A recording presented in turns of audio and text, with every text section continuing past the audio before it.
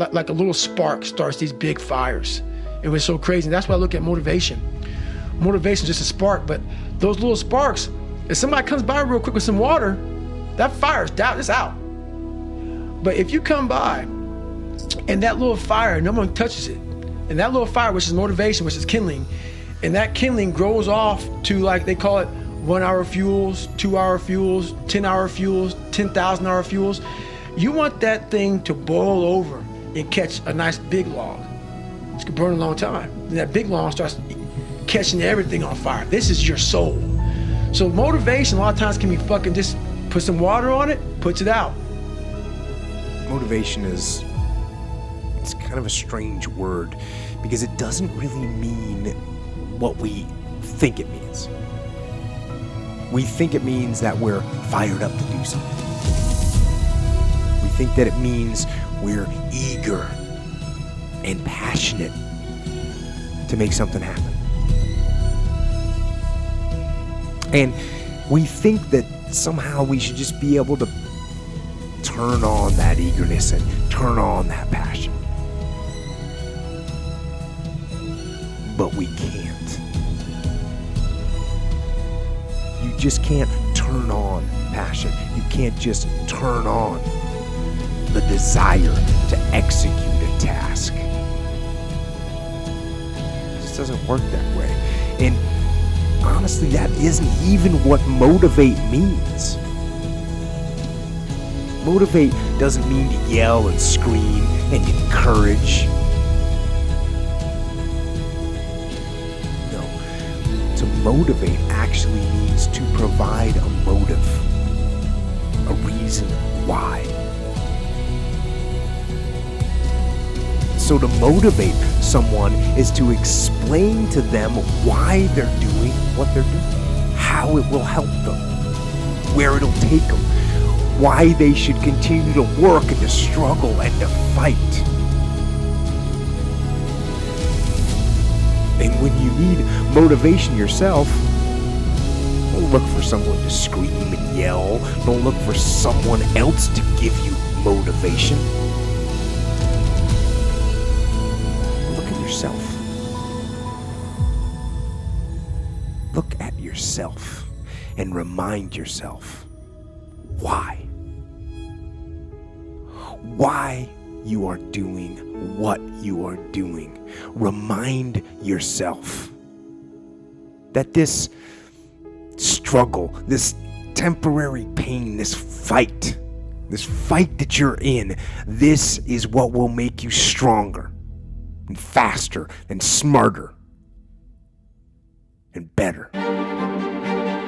Motivation needs to turn into drive, passion, obsession to what you want to become. And once you become obsession or driven, it's a fucking inferno. So now you gotta call in tons of firefighters and call in for help for here, call in for help from there. And they're not putting that shit out. Only thing that can take that thing out, it's gotta burn itself out. If you concentrate solely on your career, you can get a long way in your career. And I would say that that's a strategy that a minority of men preferentially do. That's all they do. They work like 70, 80 hours a week. They go flat out on their career. They're staking everything on the small probability of exceptional status in a narrow domain. But it's hard on them. They don't have a life. It's very difficult for them to have a family. They don't know how to take any leisure activity. Like, they get very one-dimensional. Now, it may be that unidimensionality is the price you have to pay to be exceptional at one thing, right? Because if you're going to be something like a genius level mathematician and you want to do that or a scientist, say, it's like you're in your lab all the time, you're working 70 hours a week or 80 hours a week, you're smart, you're dedicated, you're unidimensional, and that's how you get to beat all the other people who are doing that. It's the only way. But the problem is you don't get a life. Now, if you love being a scientist and you have that kind of focus of mind, well, first of all, you're a rare person, and second, you're going to pay for it. But fine, more power to you. But it's a risky business to do that. You sacrifice a lot for it. It's a compliment. It's a compliment, man, to be, and a lot of times it can fuck you up. It can ruin your life. You can be obsessed, but I'll tell you one thing. If you want to be great, You want to be the baddest motherfucker ever at what you do, you're going to be misunderstood by everybody because you're going to be so fucking obsessed and so driven to get there. That's what it takes. That's the truth. It takes every second of your fucking life. Anybody says balance? Yeah, balance is important for a lot of fucking people. It is. But if you want to fucking go to that edge where people do not like you, don't understand you, question everything you fucking do, you've arrived. When you are misunderstood to the point where fucking people think you're psycho and you're nuts and you're this and that, why are you in the fucking gym at 1 o'clock in the fucking morning? You just got to doing an op for fucking 13, 14 hours after Ranger School, man, at the gym. What is wrong? You will never understand what is wrong with me. And that's why I'm so fucking glad you don't. Because I'm in the right fucking spot. When people don't understand you anymore, you're in that spot of obsession and drive. Where people are like, what the fuck is wrong with this guy? I don't want to talk to you, man, because you're not going to get it. It's like, well, you want to be an outstanding scientist. It's like, okay, really, really, that's what you want. Because that means that's what you do. Because you're competing with other people. You know, they're smart, they're hardworking. And if you want to be at the top, you have to be smarter and work harder than any of them. And working hard means working long hours. I mean, it also means working diligently, but in the final analysis, it's also an additive issue. If I'm smart and hardworking and I can crank out for 70 hours a week and you do it for 30, it's like in 2 years, I'm so far ahead of you, you will never ever catch up. Because the question is, if you want something, what does it mean to want it? And what it means is to sacrifice whatever is necessary to get it, because otherwise you don't want it.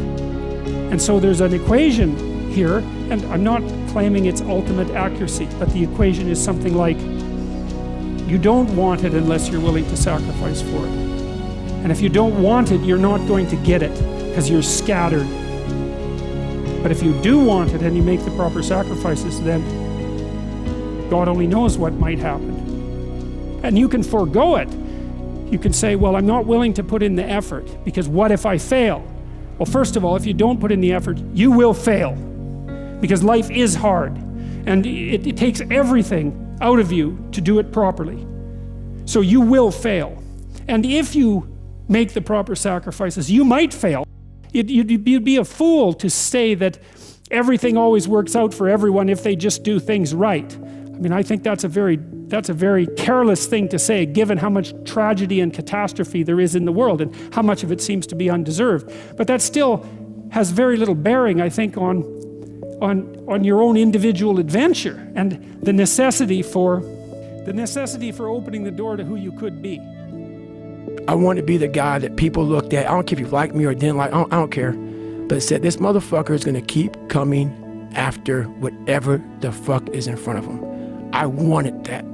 I wanted that worse than anything in the world. So that is, I kept picturing me falling down and getting up, and every motherfucker that called me nigger, I was dumb. Even myself, I wanted to feel something besides defeat. I wanted to just go the distance. And that going the distance pushed me to a point of where now I go way past the distance. You're blind to your own weaknesses, but you're also blind to your own strengths. And so then I think, well, if you got your act together, it'd be better for you, and instantly it would be better for your family, assuming they wanted you to get your act together, and not everyone does, and then it would be better for the community. It's like, how far could you take that? If you stopped wasting time, and if you stopped lying, and if you oriented yourself to the highest possible good that you could conceive of, and you committed to that, how much good could you do? Well, I would say, why don't you find out? So that's what I think you should do. You should find out. You don't have anything better to do. And there's nothing in it, as far as I've been able to tell, there's nothing in it but good. So maybe you could sort yourself out so that you wanted nothing but the good. And then maybe you could help make that manifest in the world. And maybe we wouldn't have all these terrible problems then. At least we'd have fewer of them, and that would be a start. So it's the answer to the problem of humanity is the integrity of the